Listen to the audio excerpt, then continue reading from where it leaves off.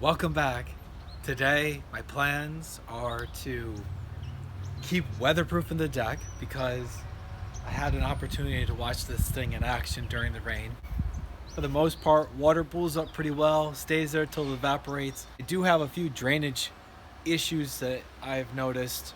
This particular area of plywood is absorbing a little bit too much water, as well as allowing it to drain down underneath. I knew that could be an issue with the plywood, so I'm going to use caulk today to try to hopefully improve the lifespan of my plywood.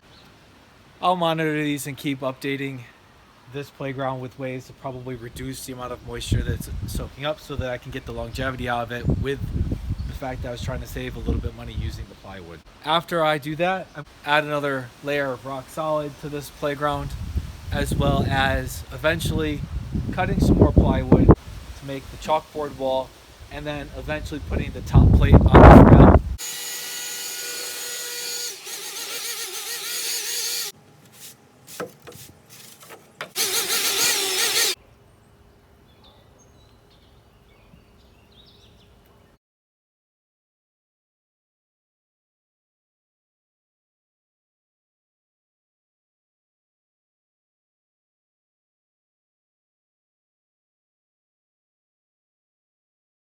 I've been able to do some of the weather proofing around the top floor of the deck. I've also sent a bead of caulk down the center of my joint between the two pieces of plywood on the first floor. I think that should be sufficient because that's where it's pulling up. If I can just keep it so that it's pooling and eventually it evaporates, or I brush it away, that'll be good.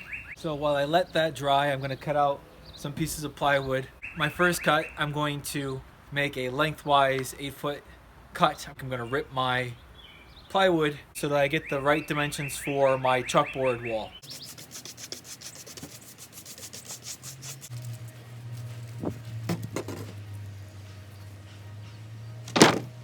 I did pick up some Bora guide rails for my circular saw.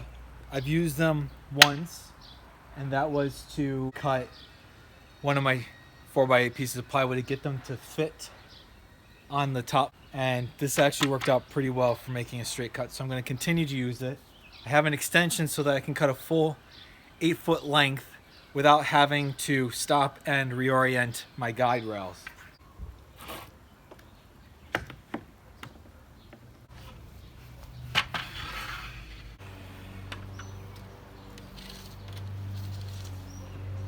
One thing I need to keep in mind is that this deck plate, from where the blade is to the edge, is 4 inches. So in order for me to cut this plywood to 42 inches, I need to line up the edge of my guide rail at around 38 inches in order for me to put this down and to make a straight cut, which results in cutting off 6 inches of the plywood and leaving 42 inches for my chalkboard wall.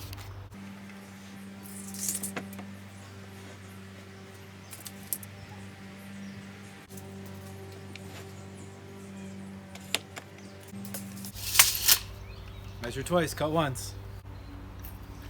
Also, when cutting, you want to make sure that your blade is maybe 1/8, no more than 1/4 of an inch below this particular piece of wood, or any wood that you're cutting, so that it doesn't splinter off or shard off in large pieces.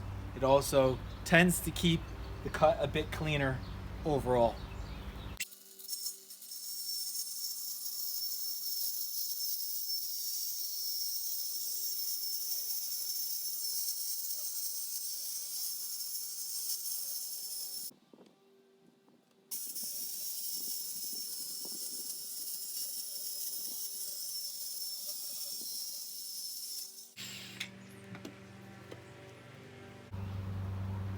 So one of the other things I have to do is I have to do 2 archway cutouts for the kids to run through. So I've got to do some measurements, mark those out. So right now I'm marking out the 16 inches width for the entrance to the archway to create my door frames. I want to make sure that my entranceway is level. So I want to measure up 4.5 inches from that mark just to make sure that I am accurately marking out where my cuts are going to start. Okay. So that's 4.5 inches up because I want it to be an inch below the 2x4 that's over there, plus the 3.5 inches, which is construction speak for the 2x4. So 3.5 inches plus the 1 inch, that's a 4.5 inch line up from the bottom of this chalkboard wall, which leaves plenty of space here for the kids to draw underneath the entranceway. Now I need to measure from the center line up 20 inches. So I'm going to use my speed square to keep my tape measure perpendicular, mark out that 20-inch point, which is going to be the top of the arch, and then I'm going to measure down 16 inches from that top of the arch to create a half circle that will be the diameter of 16 inches, so that my door frame ties into that half circle and I can cut out the entire archway. So I'm going to clamp down my speed square so that it stays straight while I'm moving the tape measure and keeping it squared off. So I'm gonna hold this in place where 21 inches is on the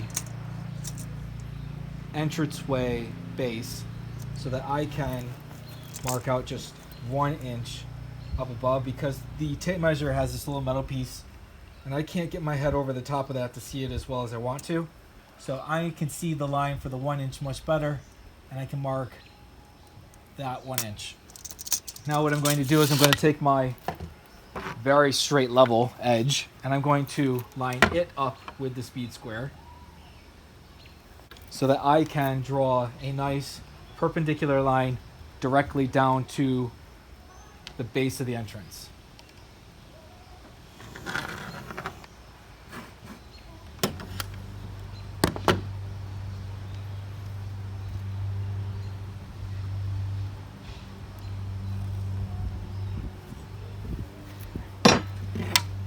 So now I have a perfectly bisected base with my center line.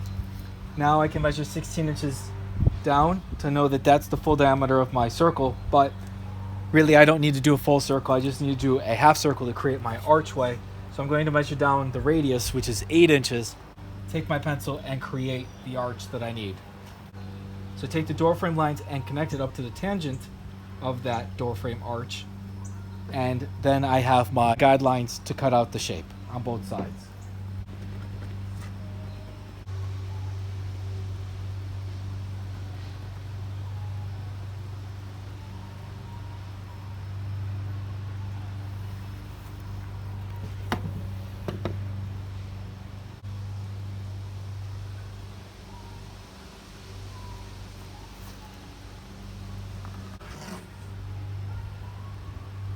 That looks pretty good eyeballing it too. So I've got my circle that I need. So I'm going to clamp down my speed square again, use my level to create a straight line so that my door frame line connects to the tangent of my arch, my half circle.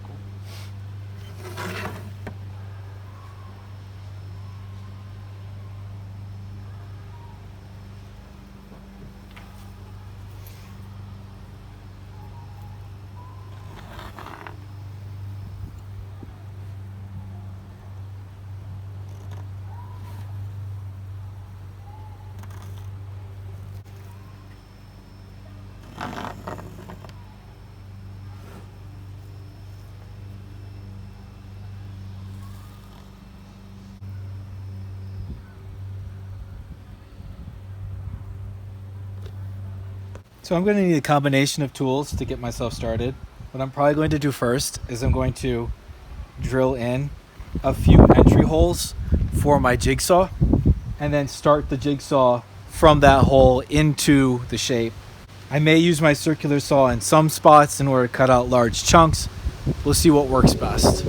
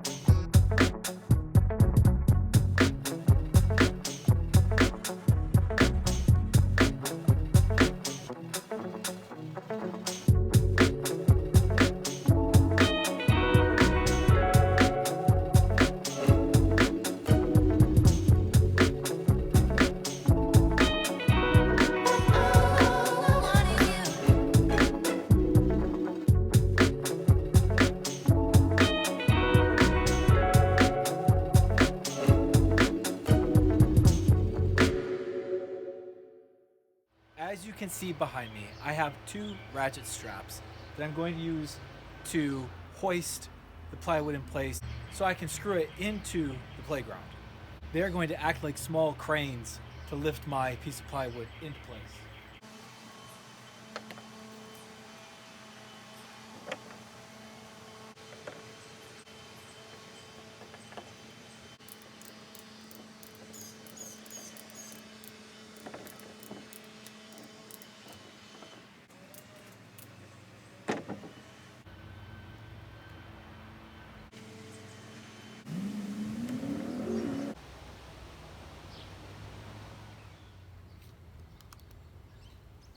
So I've never worked with it, but this is what we're going to be putting onto the wall. Hopefully we have good success with it. Online, the suggestion is to go with that size roller in order to produce a smooth finish.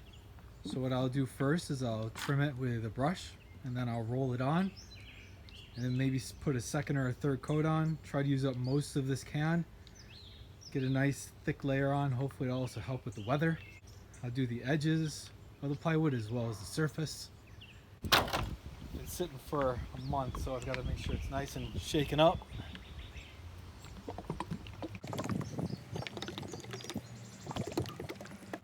And make sure the solvent mixes with the solids inside so it goes on evenly.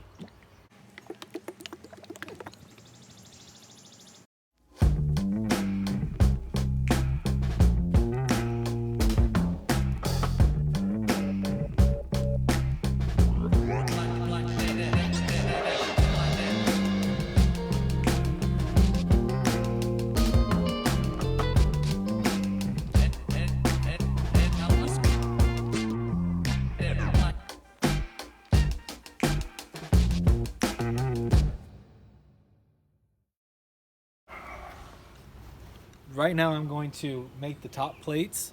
I have to cut them with a 45-degree angle so they overhang and they connect in a point at the top. Right now I'm marking out my 45-degree angles. My inside length needs to be 8 feet and my outside length, I don't know what that's going to be after I do my 45-degree angles, but I do know that my inside length has to be 8 feet. I also have to cut some notches for the 4x4 posts, which are really 3.5 by 3.5 inches, so that I can set it in and attach it.